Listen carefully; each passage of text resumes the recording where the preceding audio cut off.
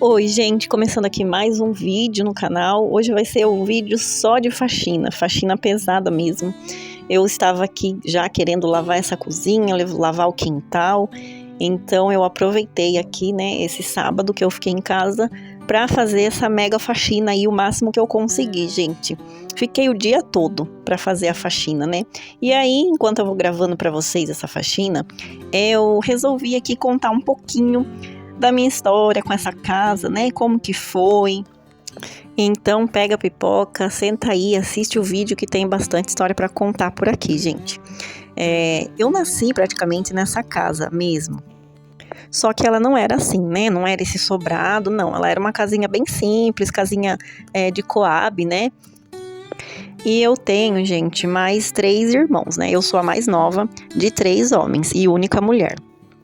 E aí, gente, quando eu tinha uns 11 anos de idade, mais ou menos, meu pai, ele decidiu que ele iria fazer esse sobrado, né? Ele iria fazer essa construção dessa casa. Só que para ele poder fazer isso, a gente precisava sair, né, da casa. E aí fomos morar na casa da minha avó durante esse 1 ano. Mas a gente não sabia que, na verdade, isso tudo era só um plano dele, né, gente? Um plano para ele ficar com a amante dele e dispensar a família. Sim, gente. Sim, meu pai, ele tinha uma amante já há muito tempo, sabe? Minha mãe já sabia, minha mãe sofreu muito. E se eu contar toda a história dela aqui, meu Deus. Mas eu vou contar aqui mais a parte da minha história. Então, gente, nós fomos morar na casa dessa minha avó, que no caso é a mãe do meu pai, né? E ficamos lá durante esse 1 ano, mais ou menos. Então, foi dos meus 11 anos até eu fazer meus 12 anos de idade.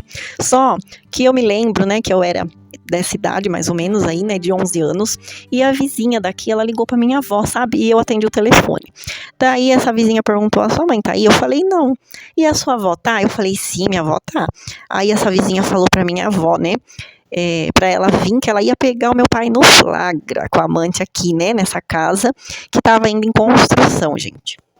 Que história babado, né? Pois é, minha avó, eu lembro que ela pegou a bolsinha dela, o guarda-chuvinha dela, né, a bolsinha de moeda, pegou um ônibus, né, que na época a gente chama de circular, não sei como que chama na cidade de vocês, e veio pra cá, gente. Pois é, ela pegou ele aqui, e aí ela ficou muito brava com ele, ela brigou com ele, não sei nem se bateu, nesse caso eu não sei, mas eu sei que ela falou pra ele assim, que era pra ele pegar a família dele e vir embora pra casa dele, né, porque se dava pra ele ficar aqui com a mãe, se dava muito bem pra ele ficar aqui com a família dele, e colocou todo mundo pra fora, gente. Fez o meu pai pegar a gente, que no caso seria minha mãe, eu e meus irmãos, e vir pra casa. Só que quando a gente chegou aqui, gente, na Kombi velha dele, ele tinha uma Kombi bem velha, chegamos aqui, ele colocou a gente na calçada com as malas e falou assim pra minha mãe, se virem aí sozinhos, e foi embora. Gente, eu era pequena, mas assim, vou contar o que eu me lembro, né, do que foi acontecendo por aí. E assim, gente, essa casa, ela não tinha piso, ela não tinha portão, ela não tinha nem banheiro pra gente tomar banho. A gente tinha que tomar banho na casa ou da minha avó ou de uma tia minha que morava aqui perto. Porque a casa tava assim, só uma construção mesmo, né? Não tinha praticamente nada. Tinha as janelas, né? Só da casa, sem vidro nenhum nas janelas, enfim. Não era uma casa que dava para se habitar verdadeiramente, mas como a gente estava aqui, tinha que fazer alguma coisa. E como meus irmãos, eu tinha, acho que o meu irmão mais velho, só que era de maior, né? E ele já trabalhava em um outro lugar, né, gente? E o que eu não contei é que o meu pai, ele tinha uma empresa, né, de construção civil, né? E os meus irmãos trabalhavam com ele. E só esse meu irmão mais velho que não trabalhava com ele, trabalhava num hotel. E no caso, esses meus irmãos, né, sempre trabalharam com meu pai, nunca receberam salário, tá, gente? E então, nessa situação, né, o meu irmão mais velho conseguiu arrumar um emprego para o meu segundo, né, que seria o segundo filho da minha mãe, e a minha mãe conseguiu um emprego de empregada doméstica numa padaria, e ali ela conseguiu um emprego de balconista para o meu outro irmão, que seria o mais novo dos 3, né, e nessa padaria tinha uma mulher que precisava de uma babá, e aí quem que chamaram para ser a babá da criança? Eu, né, gente? Com 14 anos, eu me lembro que daí desses 12 anos com 14 anos que eu comecei a trabalhar de babá, né? Então, tudo essa questão de ir arrumando emprego e tal, foi acontecendo durante esse período aí, dos meus 12 até meus 14 anos. Então, todo mundo trabalhando, meus irmãos, meu irmão mais velho falou pra minha mãe, né? Não se preocupa que a gente vai dar um jeito. E nisso, né, gente, meu pai sumiu, né? Desapareceu. E aí, os meus irmãos fizeram, era como se fosse um financiamento, né? No nome da minha mãe, no nome do meu irmão, que era de maior, né, no caso. Na Caixa, sabe?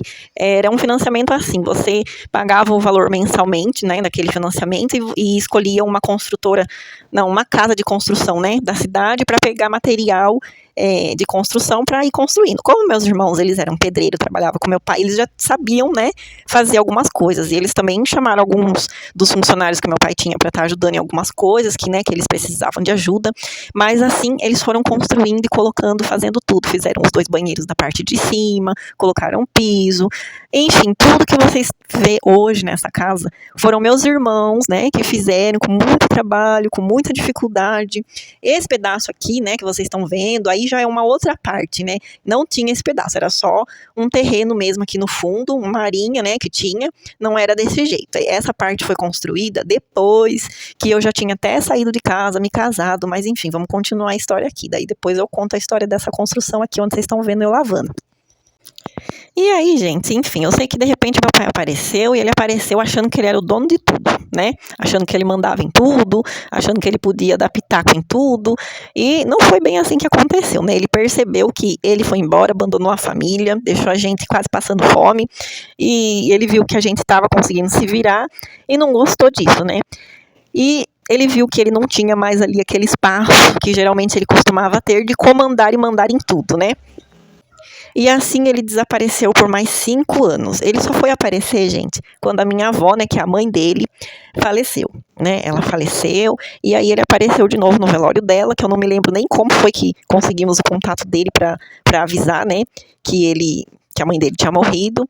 E aí ele apareceu de novo no velório, e ele sempre foi assim, sabe? De vez em quando ele aparece, e depois ele some, depois ele aparece de novo e some, mas é tipo assim, período de 5 anos, 2 anos, 3 anos, nunca é rapidinho, nunca foi constante a presença dele aqui, né? E nisso a gente foi vivendo a nossa vida, né? Fazendo o que a gente tinha que fazer, trabalhando, cuidando da casa, fazendo nossas coisas, vivendo, né? E aí ele desapareceu de novo e depois ele apareceu novamente depois que o meu avô, o pai dele, faleceu. Nesse caso eu me lembro como foi que eu achei ele. Eu pesquisei na internet o nome dele e vi lá um e-mail, né? Com o nome do filho da amante dele. Então eu peguei e mandei um e-mail para esse lugar, falando, né, avisa meu pai que o pai dele morreu e tal e tal. Aí ele acabou avisando, por isso ele apareceu. E eu devo confessar pra vocês que todas as vezes, gente, que meu pai aparecia, era bem conturbado, sabe? Porque a cabeça dele funciona de uma forma assim muito maluca que ninguém consegue entender, né? Para vocês terem uma noção de como funciona a cabeça dele. Ele ficou, já fazia acho que 20 anos que ele tinha ido embora de casa, e aí a minha mãe resolveu dar entrada no divórcio. Por quê? Porque no caso, né, da pessoa ser casada, ela tem que responder, né, várias questões ali, o nome tá ligado, enfim. E aí, por causa de que começou a dar várias confusões, né, por causa do nome dele, ela tá casada com ele ainda, ela resolveu dar entrada nesse divórcio. Mas assim, lá no começo, quando ele foi embora, a minha mãe não foi atrás de direitos dela, não foi atrás de pensão, sabe, assim, deixou tudo pra lá, né. E isso é uma coisa que eu falo pra vocês, qualquer pessoa que esteja passando por uma situação assim, não façam isso, gente, não façam isso, porque hoje, depois de 30 anos, né, desse ocorrido, que fazem 30 anos, eu vejo o quanto isso prejudicou todo mundo, no caso nós, né? Eu, meus irmãos e minha mãe. E quando ela deu entrada no divórcio, eu estava para me casar. Eu ia me casar. O meu irmão mais velho já tinha casado e tinha ido embora já de casa, né? Ele foi morar em outra cidade, foi morar em São Paulo. E no caso, quem estava morando aqui era só eu e o meu irmão do meio, né? E o meu irmão mais novo, ele já tinha também saído de casa, já tinha casado também, estava morando com a esposa dele. Aí o meu pai me ligou e falou pra mim assim, né? Que absurdo! A sua mãe pediu divórcio pra mim? Que história é essa? Tipo, indignado, porque a minha mãe, depois de 20 anos que ele foi embora e abandonou a família pra ir viver com a amante, ele achou um absurdo a minha mãe pedir o divórcio pra ele. Pra vocês terem uma noção da cabeça que a pessoa tem. E aí, gente, eu sei que assim, né? Eu confesso que nunca foi muito fácil a minha relação com meu pai, principalmente antes de eu me converter, de eu, né, ser evangélica. Eu não levava o desaforo dele. Nessa ocasião, quando ele veio falar pra mim essa questão que ele achou um absurdo, eu joguei na cara dele mesmo, que ele foi embora, abandonou a família, deixou a gente em estado de passando fome, e aí ele falar que é um absurdo, ele só podia estar maluco, né? Falei muita coisa pra ele, eu brigava com ele o tempo todo, eu não podia ver ele, que a gente saía, né, brigando mesmo, porque eu não engolia, gente, não engolia mesmo. E até eu tinha falado pra ele que eu iria me casar, falei pra ele vir no meu casamento, mas aí nesse dia eu acabei brigando com ele e falei pra ele que ele nem precisava vir no meu casamento, que eu não queria entrar com ele na igreja de jeito nenhum, que eu ia entrar com o meu irmão mais velho mesmo, já que quem me criou foi o meu irmão mais velho. E foi assim que eu fiz. Eu entrei na igreja com o meu irmão mais velho e não senti falta nenhuma do meu pai, não, gente. Confesso que pra mim tanto faz como tanto fez, porque ele não era presente mesmo, então pra mim não fez falta. Gente, eu só fui perdoar o meu pai quando eu me converti, quando aconteceram várias coisas e eu entendi que o perdão é necessário para a nossa salvação. E então eu consegui perdoar o meu pai. Eu aprendi que o perdão é uma questão de decisão. A gente decide perdoar, a gente não sente vontade de perdoar, a gente decide perdoar. Então, todos os dias eu falava para Deus nas minhas orações, eu decido perdoar o meu pai por tudo que ele fez, enfim. E não só ele, né, mas essa mulher também que acabou sendo um pouco da questão ali em si, que eu também tinha ali alguma coisa, né, de sentimentos, mas eu decidi perdoar o meu pai, perdoar essa mulher, e graças a Deus, gente, hoje eu posso dizer sim, perdoei e vivo bem com ele, consigo conversar com ele numa boa, mas assim, ele raramente aparece, tá? Raramente, é muito difícil a gente ver ele, e quando ele vem pra cá, é só pra brigar com a gente mesmo. E enfim, gente, aqui nessa casa, no meu período da adolescência, que foi dos 12 anos até 19 anos, mais ou menos, né? Era muito difícil a nossa vida. Eu trabalhava, tudo, mas eu ganhava tão pouquinho, mas eu conseguia comprar algumas coisas. Consegui comprar um sofá, comprei uma cômoda para mim guardar minhas roupas, porque eu guardava minhas roupas em caixas caixas de papelão, né? Porque não tinha onde guardar, né? Porque vocês podem ver que tem esses buracos na parede que seria para fazer um guarda-roupa embutido, que nunca conseguimos fazer, porque é caro, né? E a gente tem uma vida simples, né? Mas, então eu fiquei um pouco assim, eu não via a hora de sair dessa casa, sabe? Então quando eu casei, eu falei, eu não vou morar com a minha mãe, não vou morar com a minha sogra, eu quero a minha casa, sabe? Era uma decisão que eu tinha na minha cabeça, que eu queria porque queria morar na minha casa.